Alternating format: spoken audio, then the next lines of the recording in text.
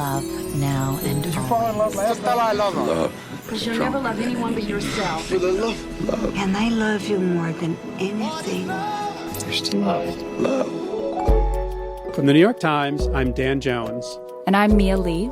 This is the Modern Love Podcast. Today's essay comes to us from writer Kadine Christie. And this essay actually made me gasp when I got to the end. And I don't gasp very often. It's a fabulous story that feels like fiction and feels like fantasy, but it's real. The essay is called I Met My Husband on the Maternity Ward. It's written by Kadine Christie and read by Shayna Small.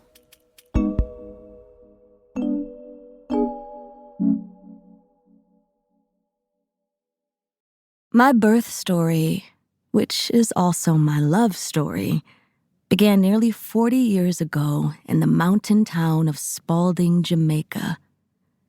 It has been told to me time and again by the two women who were there that April day, my mother, Lorna, and a stranger, Lurline, who was giving birth in the same open ward. My mother and Lurline lived in different towns, far from each other, and had traveled separately to the hospital in Spalding. At the time, men had no place in the maternity ward, so my father, Vivian, a farm worker, and Lurline's husband, Gerald, a pastor, were not there for the deliveries. Lorna and Lurline were expected to handle labor alone, with the help of nurses and doctors. These young women were the first generation even to have the option of giving birth in a hospital. They both had been born at home in crude conditions.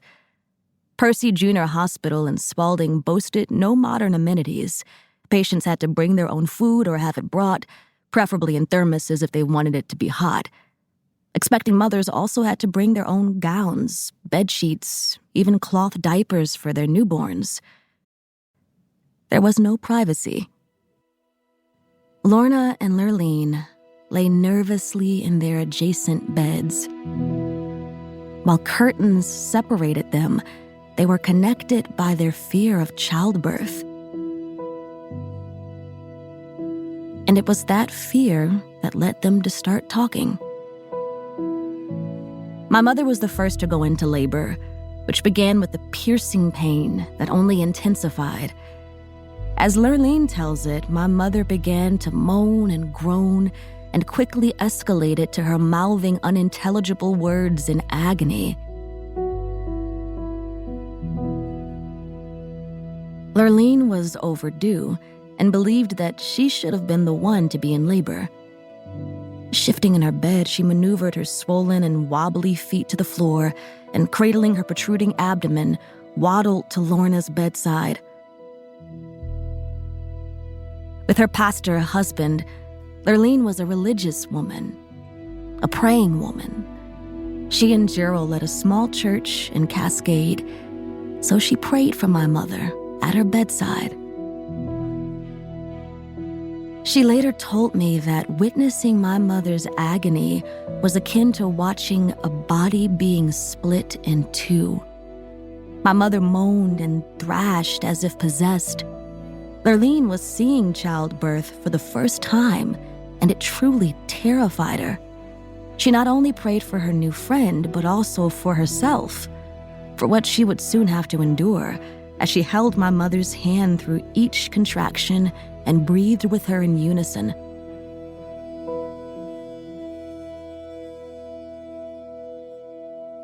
These women had grown up in a time when subjects like sexuality and childbirth were not discussed, not even between mothers and daughters. The nurses did not take pity on first-time mothers and offered no comfort. The nurses failed to realize, however, that my mother was in grave danger. She was hemorrhaging and growing lethargic, her legs shaking. Lurline told me that the brown of my mother's irises even rolled over to reveal pure white, and her mind seemed to ebb and flow from awareness to oblivion. When my mother's body went still, the nurses, finally aware of the danger, busied themselves around her as night fell. It would be many hours before my mother would hear her baby's cry, my cry, for the first time. On Monday, April 13th, 1981, my mother awoke to the sight of me being placed in her arms. My safe arrival was enough to calm the fear that had brought her to the brink, but she was desperately weak. The nurses decided she would need to remain in the hospital an extra 4 nights for observation. But my mother's happiness knew no bounds. Now it was Lurline's turn, and the weight of her pregnancy was starting to drain her. She had thought she was emotionally prepared to deliver her baby, but seeing what my mother endured made her reel at the thought of pushing life from her own body. Then, the doctor came with bad news. Her baby was breech and would need to be surgically extracted. Lurline hadn't anticipated this, but the doctor explained that her life and the baby's life were in danger. She might even have to choose between them. The words, "your life or your baby's," terrorized her. Lurline wrestled with this choice as the doctor's warning rattled through her mind. She thought of the tumultuous yet tender days of her marriage, the life blossoming within her, and the moment she expected that she finally would hold the physical manifestation of her and Gerald's love. Would that still happen now?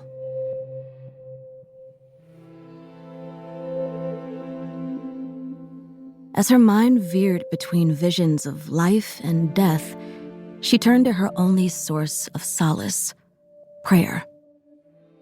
She came to a decision. The baby's life had to be saved.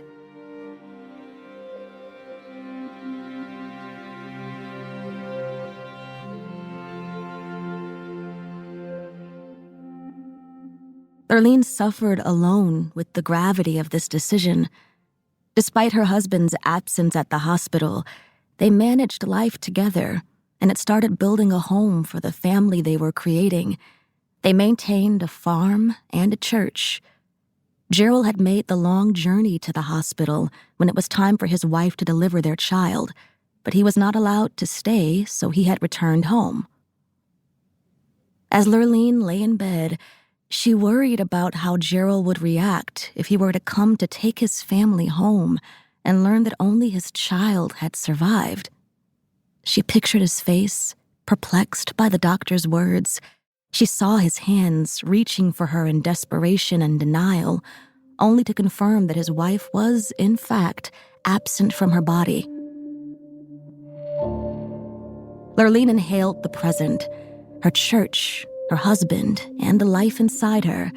Then she exhaled, as if letting go of all that might have been, a long marriage, parenthood, their rightful future. Placing her hand on her Bible, she glimpsed her wedding ring. She had not removed it since Gerald had slid it onto her finger years before, but she decided to remove it now. It took great effort, as her fingers had swollen. Once it was off, she whimpered at the sight of her Bible and wedding ring. In life, they were her identity. But in death, they would be a memory.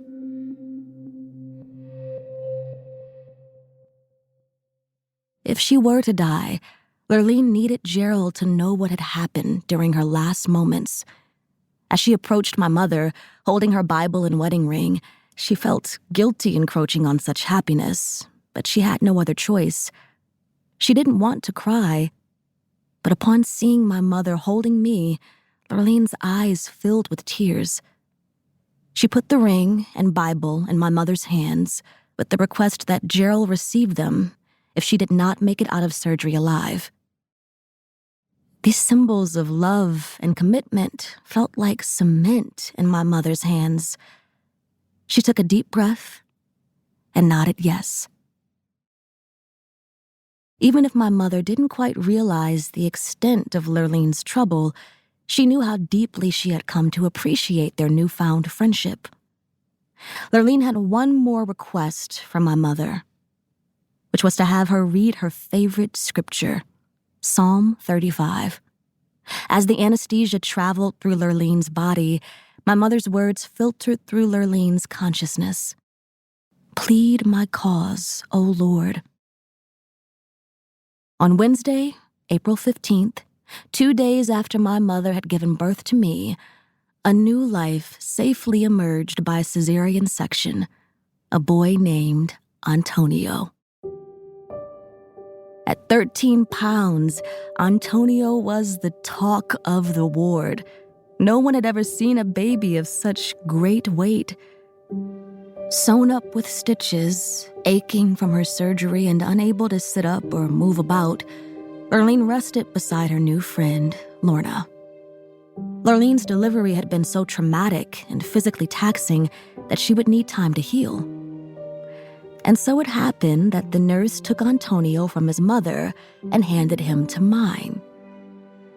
My mother rocked, cuddled, and sang to us both, me, Kadine, and Lurline's baby boy.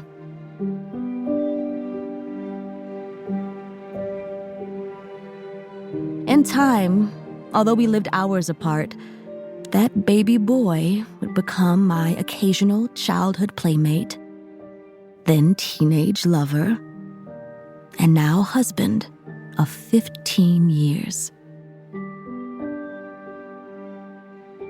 Together, Antonio and I entered this world.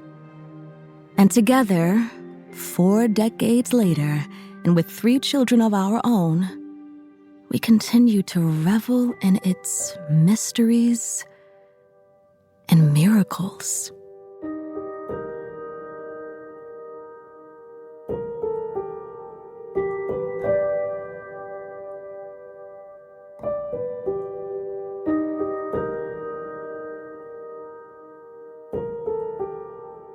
Kadine Christie lives in Fairhope, Alabama with her family. Her husband is an artist and a minister. Kadine shares more of her story in her memoir, I Am at Home Within Myself.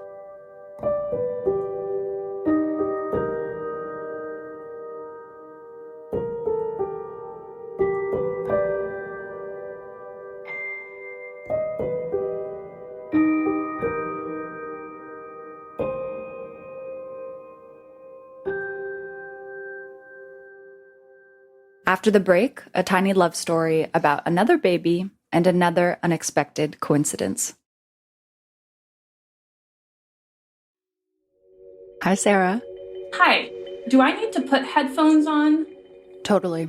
I only have my little boys, so we'll see how they do.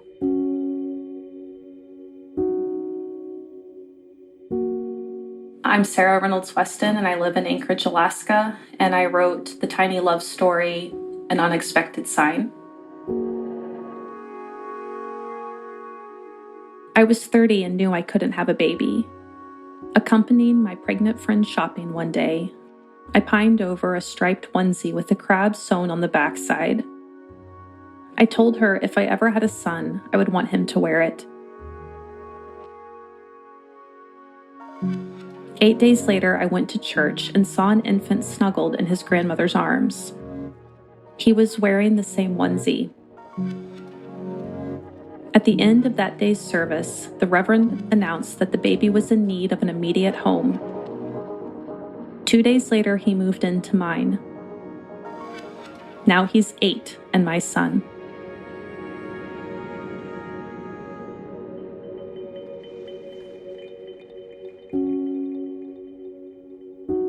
Was it painful for you to go shopping for baby clothes with your friend who was pregnant, knowing that you couldn't have biological children? It was painful in some ways. She was my best friend, and she found out she was pregnant right around the time that I found out I couldn't have children. And I think I tried to comfort myself by supporting her through her pregnancy. I threw her baby shower. I actually made all of the bedding for her child. So she has like a quilt and a little ruffle for the crib, some curtains. Wow. And you had been trying to have a child for some time at that point? Yes, we had. So I had to go through a series of fertility tests. And I'd had reason to believe that I couldn't have children. That was just hard to digest and sit with. I fell into a pretty deep depression. My husband has had his good qualities, but there were a lot of traumas. And I don't think he responded very supportingly. And so it was a really painful set of time for me for a lot of different reasons. So during this time, were you thinking of adopting? I was. I had not relinquished the idea of being able to have a child, to bring a child into the home. And my husband had not firmly said no, but he did not really want to go through the adoption process. Yeah. And so I think we were a little bit at odds about it. So when I was in the store and I saw the outfit, you know, I had these maternal feelings, these maternal desires, but it just caught my eye. Yes, the fateful onesie. What did it look like? And could you just describe it a little bit? It is gray and white striped. It buttoned up the front. It had red ribbing around like the front where it buttons, and like right where the baby's bottom is, there's this little red crab that is like smiling kind of goofily. And it's just like this little red smiling crab is just like pop right over there. Cute, yeah. It just seemed cute. Uh-huh. So you didn't get the onesie? I did not, but I told my husband about it that night. And then essentially a week later, 8 days later, you're in church and you spot the onesie again. What happened next? Yes. So at the end of the service, the Reverend would come up and give these announcements, and he was standing there, and the woman came up and joined him, and they said, what you might not know is this baby needs a home, and he needs it by Thursday. And so if there's anyone here who is interested in, you know, fostering him to adopt, please let us know. And of course, that's incredibly unconventional. But the family had not wanted to go through the standard process if they could avoid it, because they didn't want the child to have to bounce around between foster care homes.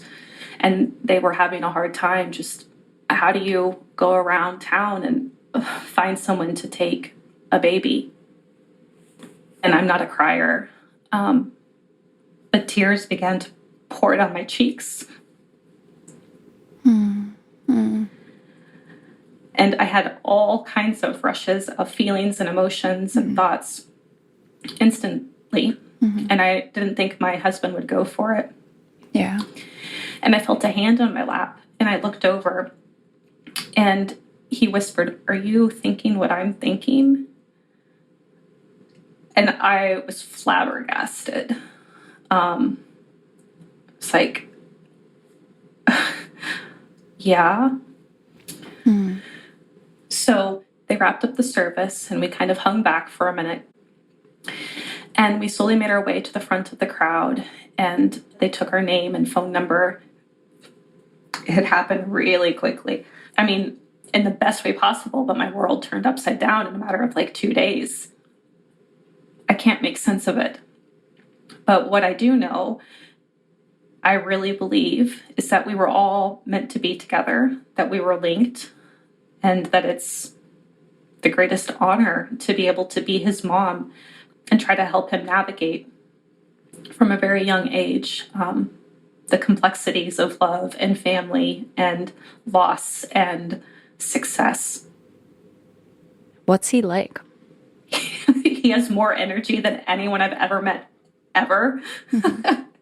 He is tall and skinny, like his birth mom. He is going to tower over me in a matter of years. He tries everything. I mean, if he is outside and can move and jump over it or climb it, that is what he's doing. Amazing. Well, thank you so much. I appreciate it. I really appreciate you guys inviting me to share the story. Take care. Bye.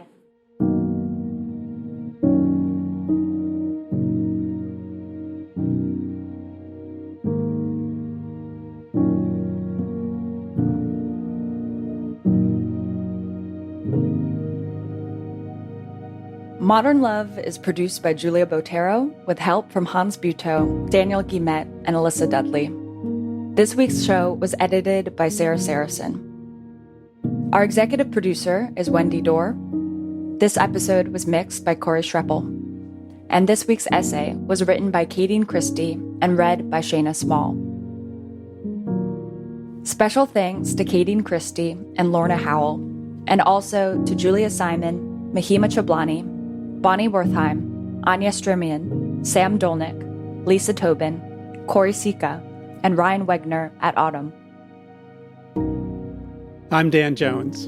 And I'm Mia Lee. We'll be back next week with more stories from Modern Love. Thanks for listening.